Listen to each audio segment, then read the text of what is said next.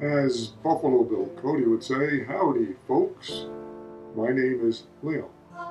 I'm the creator of this production about the genius of Buffalo Bill Cody. I want to give you a preview of what Bill is going to talk about in this next series by revealing part of the first segment as it is being developed. Our hope is that when we produce it, you'll be enthused to hear it. So, as if Bill is speaking, welcome back to my story. I'm beginning to cover my years as an actor on stage. It's a long story, so we'll take it slowly. What kind of actor was I? Well, if you believe the critics, at first, like a child. However, history demonstrates I became a star on stage with my combination troupe. My troupe traveled around the country, producing and performing, with some exception, only one play per season for over a decade. Now, you may ask, what was a frontiersman, scout, buffalo hunter, Indian fighter like me doing on stage? Well, in my case, I was playing myself. Eventually, I became my stage character on the plains as scout, hunting guide, and in my forays in land development and mining investments. Often, my stage and field costume were the same. To understand my start on stage, it's important to know something about a rascal of a man who was a prolific and highly imaginative writer. Some would say serial fabulist, very uncomplimentary, who adopted the name Ned Buntline. Buntline being a very strong line used on sailing ships and reminding Ned of his days as a midshipman. I'm not going to say much about Ned because that itself would take a segment. Suffice it to say that in his time, and most relevant for me, was not only his role in my start, but also later to my burgeoning career as a star. He wrote over 400 dime novels featuring my adventures, with each succeeding one becoming more and more fantastic. To a degree, he created my character as me. Ned's were part of the 1,700 or so dime novels written featuring me. How did I meet Ned? There are at least 3 versions of how Ned and I met. On a train in travel across the plains, that Ned was a client during one of my celebrity buffalo hunts. That Wild Bill Hickok was responsible for my meeting Ned. That's my favorite. Ned had traveled out to Fort McPherson, Nebraska in an express attempt to meet Wild Bill Hickok or Frank North so he could write about their adventures. Ned found Wild Bill in a saloon, playing cards, and offered a hearty salutation which sounded like a challenge. Wild Bill drew his pistol and threatened to shoot Ned unless he left town that day. Ned complied and skulked off, looking for Wild Bill's friends. He found me. Some say I was sleeping under a wagon. We talked. He loved my stories. Ned decided to write about my adventures, which over time became ever more fantastic. That decision proved lucrative, providing Ned all the incentive he needed, and so I and my adventures became a national sensation.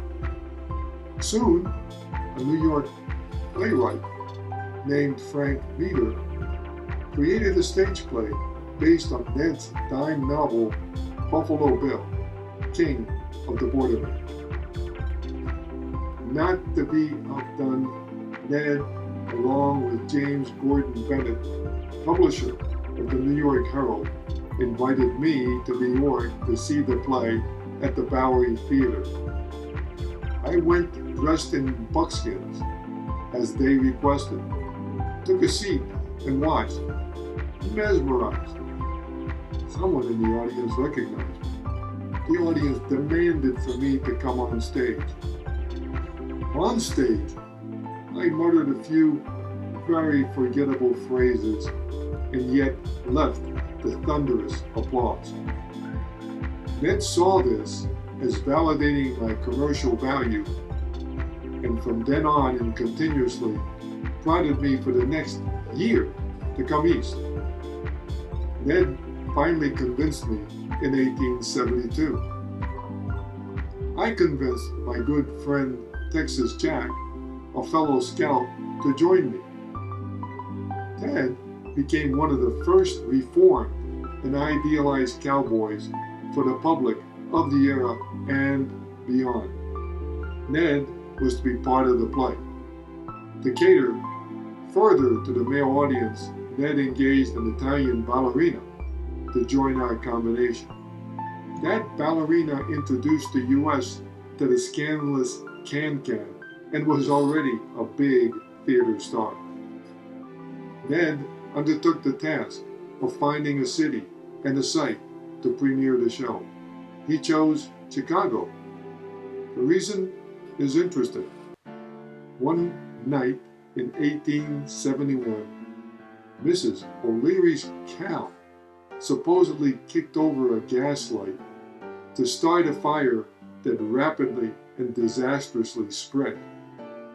When it was done, up to 300 people had died and left Chicago a 4 by 1 mile burned to the ground scar. Ned figured correctly that Chicago needed a respite during Reconstruction. Outside the ruins, he found the Nixon Amphitheater, an arena covered by a circular canvas roof which could accommodate 2,500 people. It was in use for circus performances. Texas Jack and I arrived, but Ned had promised that we would be coming with 30 Indians. We didn't. Nixon was furious. Ned calmed him down. Nixon then asked for the script. Ned said he had not yet written it. The performance was only several days away. Nixon went ballistic. Ned said he would hire local actors to play the role and as appeasement paid Nixon half of the rent money as a deposit. Nixon agreed.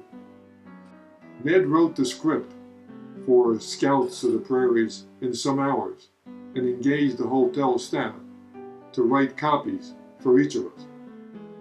Having never read a script, we knew it was impossible for us to memorize it. Ned said not to worry about it. We didn't. The night arrived and the amphitheater was packed. Thank God for the ventilation, what with the bad breath and unwashed feet and clothes. The audience included General Sheridan, for whom I had scouted on the plains. Ned came on stage first, and at the appropriate time, the stage manager cued us to go on stage. We clumsily came on stage, and Ned did his part. Then it came time for me to perform mine. I had no clue. Ned improvised and asked me what I had recently done. I saw a man I had recently guided on a hunting tour, pointed to him, and started talking about the hunt. The audience went wild, and so it was that somehow Ned got Texas Jack and me through our speaking part in Act 1. The following 2 acts were easy. We fought and killed our Indian actors not just once, but twice. Ned died in the first Indian encounter.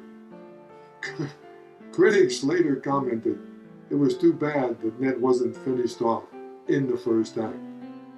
The audience was overwhelmed by the action and our presence on stage. The critics were unkind. However, as it turned out, it didn't matter. We continued to perform Scouts of the Prairies for an entire season all over the country to packed houses and enthusiastic audiences.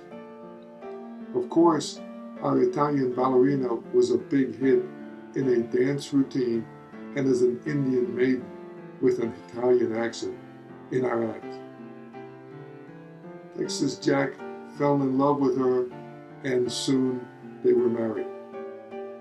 There is so much more to this story, and I can't wait to relate it to you. Until next time, happy trails.